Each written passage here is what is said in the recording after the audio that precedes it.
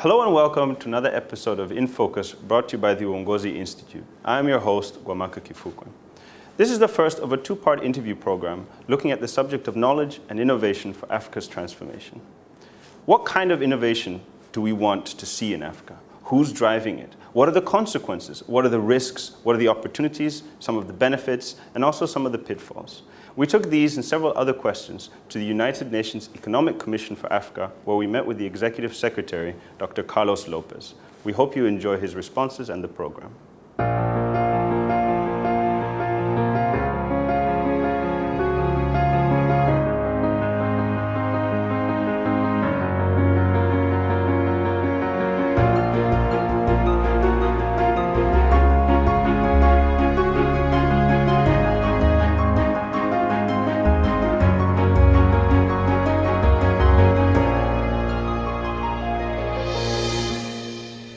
Dr. Lopes, welcome to the program. Thank you. So I'd like to begin the interview by recalling your experience at the African Leadership Forum held earlier this year in Dar es Salaam. At the forum, you had mentioned that you feel that Africa doesn't really get the kind of recognition or credit it deserves for some of its achievements and milestones. So I wanted to ask you, why do you think this is the case, and what kinds of milestones and achievements should Africa really be celebrating? Well, let's start with the economy. You know, we had the structural adjustment period until the end of the 90s, and Africa was not doing very well, and everybody was more or less in agreement. It was a basket case in international circles, and the Africans were not reacting the way they should. But then, starting this century, things turned to a very different degree of interpretation of how Africa could evolve, because growth has been pretty consistent. And not only it has been consistent, but when we actually look into the comparators with other regions, it has been quite remarkable. For instance, we had the 2008-2009 crisis. Everybody was deep into financial crisis. Africa was the last to get into the crisis and the first to get out of the crisis, because its banking sector was quite resilient, and it managed to basically come out of the entire situation in a much better shape than anybody could have imagined. That resilience is the first indicator that it's probably deeper in terms of structural change. But what really I think we should get credit for, and we don't, is the fact that we have doubled our GDP in just about 1 decade. That is the same achievement as China, but you don't get any comparator in relation to China. We have more cell phones, we have more internet penetration than India, and people talk about India as the IT icon. We have more purchasing power than India, and we talk about India as the giant from Asia that is emerging. And you can go on with the very interesting comparators that we can really demonstrate. Africa deserves more credit than it's getting. And what is paradoxical is the fact that Africans themselves don't give the credit to the continent. No, they are very pessimistic, and they have some reluctance in recognizing their achievements. I just want to pick up on a point you just mentioned about the banking sector and also its connectivity or connection to the global financial system, especially after the crash. Now, some people have argued that because it wasn't so well connected, so well integrated, when the crash happened, we weren't so badly affected because, well, we weren't integrated. So what would you say to people who kind of put forward this argument? There is some truth in it, but everything is relative. Yes, it is true that we are not completely in the derivatives market, we are not in the merger and acquisitions market, and if you go into the city of London, which is one of the most important financial centers for African transactions, you don't see Africa really playing a major role. So it is true that our banks are not that important. Yet, every single bank in Africa that is above a certain threshold that, say, has become an important player is very much the the subject of very interesting investments from abroad. You know, you have Standard Chartered, which is very much interested in the continent. Standard Bank South Africa, the largest banking operation in the continent, has 20% of Chinese capital. And then you have the two major banks from South Africa bought by UK banks. You have Zenith Bank from Nigeria, very much under the attack of traders that want to have shares in it coming from different parts of the world. You have the foreign sovereign fund from Singapore investing in the banking sector in Africa. So we are not that disconnected. Sure. And if you think of some of the experiments that the African banking sector has been able to make, like for instance M-Pesa, the mobile transactions, Africa is leading. Africa has half of the transactions of that kind from the entire world. That means we are quite globalized because we have some of the best digital transfer capabilities of the world. So I think it's always possible to see the two sides of the picture. And it is true that we have not suffered as much from the international financial crisis because of somehow not being as connected to certain types of financial markets, like the derivatives, the merger and acquisition, all these very complex financial vehicles. But we are not that disconnected either. Yeah. But to what extent can we actually say that the growth is internally or externally driven? Because if we look at Africa at the moment, we're currently benefiting from a commodity price boom. So I don't know if it's a question really of resiliency, especially given the fact that intra-African trade is still emerging. But to what extent can we really say that this has been driven by growth on the continent as opposed to, you know, favorable conditions in the global marketplace, and at the same time that marketplace opening up to us? Well, I love those questions because I can decompose them. Let's take the example of growth. It is true that if you look into terms of African exports, 80% of our exports come from commodities. So you will say that a lot of the money that comes into Africa as a result of trade is coming from the commodity boom, and of course also the high demand for commodities coming from the continent. But this being said, 2/3 of our growth is coming from internal consumption, not the other way around. And why? Because, you know, you have an emerging middle class, you have the demographic trends that are basically propelling that type of growth, but you have a certain number of developments in the service sector that are making that possible. Of course, this is a very good argument to say African growth is a much more solid structural growth than we can imagine. For instance, the demonstration is that countries that don't have high value commodities are still doing as well as countries that are oil exporters, etc. You know, a country like Ethiopia that has almost nothing of value does as well as, say, Angola, that is a very rich country in terms of commodities. And then we could be satisfied and tap ourselves in the back and say, wow, we have done very well. But it is true, if we want to be honest, that this growth doesn't have quality. It is a growth that has three paradoxical characteristics that are not in our favor. The first is that it is a growth that, yes, is basically not transformative. Industrial sector and industrial value addition is going down rather than up. And that is a killer because it means you are not creating jobs and you are not going to massify the employment opportunities that come from the fact that you have good commodities.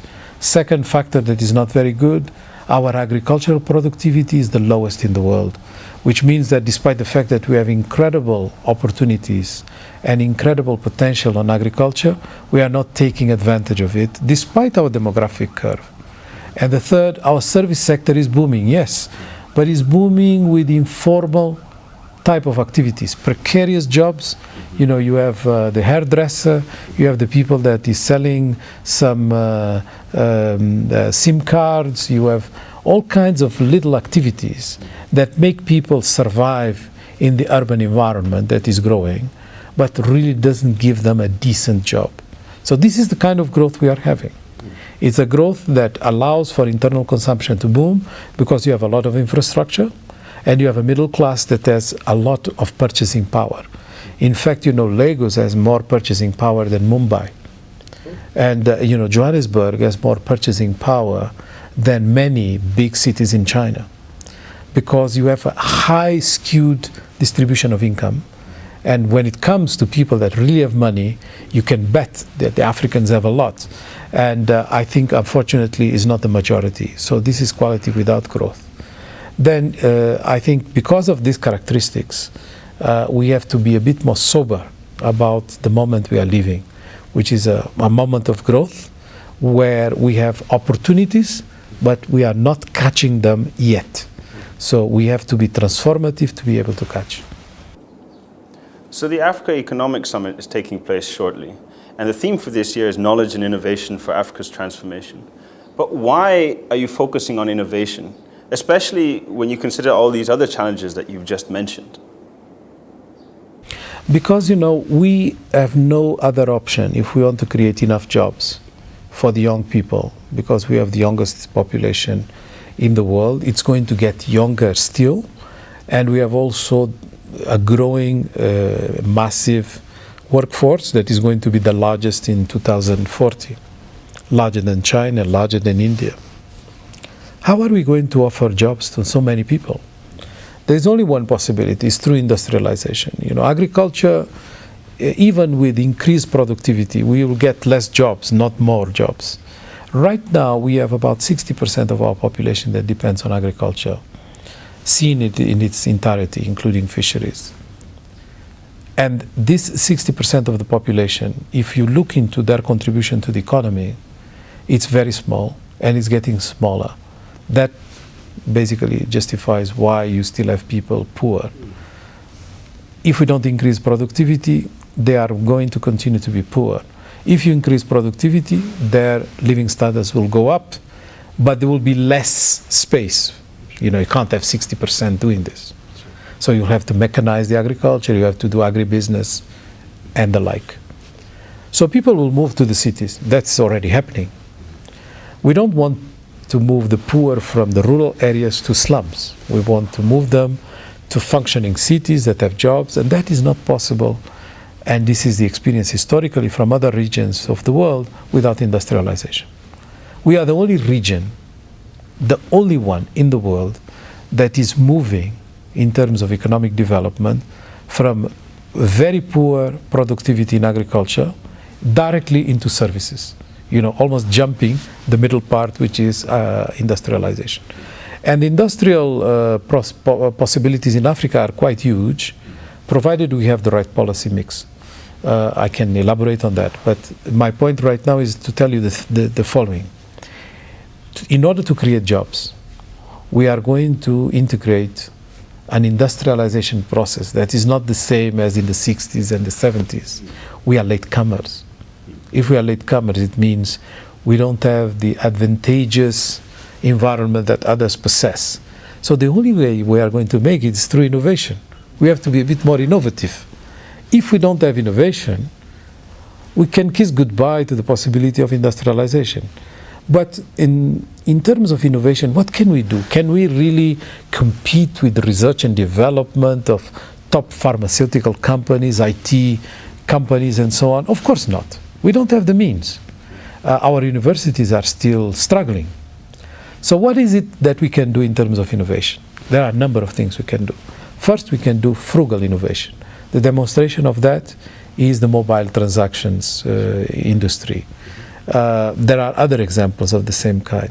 Second, because we are not married to any technological platform, can go straight into the cleaner and greener technologies that are available instead of going through the process that others went through to get through industrialization.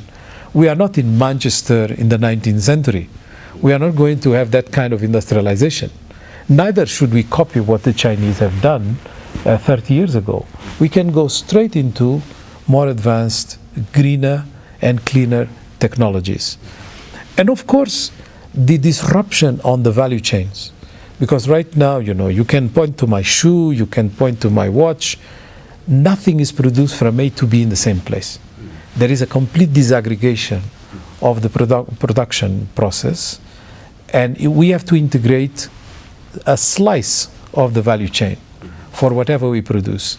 And that slice we have to do very well, and we have to study our comparative advantages, and we have some. I will tell you just two that are the most critical. Why not say that we have the natural resources? Why are we exporting the commodities raw? I mean, that is a slice that we can chip in the global value chain and say, for this type of transformation, we have an advantage. And of course, the more we control a certain commodity, meaning we have more than 50% of the world production, the more we can kind of impose our rules of entry into this game. And the second advantage that I can refer to is the most obvious one. We are going to have the youngest population in the world. I mean, Japan is going to have, in about 20 years, more than 500,000 people over 100 years old. In 50 years, they will have 1 million people over 100 years old. And this is just the beginning of a process of aging in the traditional industrial productive centers. So they will have to go somewhere else. Where should they look at? To the youngest continent. If I may, I'd just like to challenge you on something you just mentioned. This idea of leapfrogging technologies, or these new kind of clean or green, latest cutting-edge technologies, they're very good for being environmentally friendly, but sometimes they don't actually create a lot of jobs because they're so mechanized. Now, if we're looking at the African context, where development is as much about getting people out of rural areas, or at least urbanizing them, how are you going to create these kind of, to call them low-skilled jobs for these people coming out of rural areas? How do you strike that balance between innovation and sort of new technologies and the jobs that people are thirsty for? Well, there is a misconception thinking that the low-value end of the chain is necessarily not attuned to new technologies. I think it's actually the opposite. Because the more sophisticated the technological platforms become, the more they are dependent in the global value chain of one part of the chain being low-skilled. They are technologically very advanced, but they need someone to actually produce the goods. What is interesting is that the best value in the entire chain is the software, is the conception, is the design, is the knowledge intensity. And the least value is actually the producing of the goods. We are after the producing of the goods at this stage, because that is where we create a lot of jobs. But it's actually knowledge intensive. It's just that we have the segment that is the least valued. And I think that's our entry point. And then you move up. That's what the Chinese did at their time. But now, because their middle class, is becoming too wide, they can't afford, a certain number of requirements that will make them productive. Their labor force is becoming much more demanding. Just from the beginning of this year, we have already more than 200 big labor civil unrests in the Pearl River in China, where most of the industrial production takes place, and it includes all the big multinationals. They have to look for other places to do these things, and we are a very good catch. Thank you for watching this first of a two-part interview with Dr. Carlos Lopes about knowledge and innovation for Africa's transformation. We hope you enjoyed the program and that you'll join us again soon for part 2.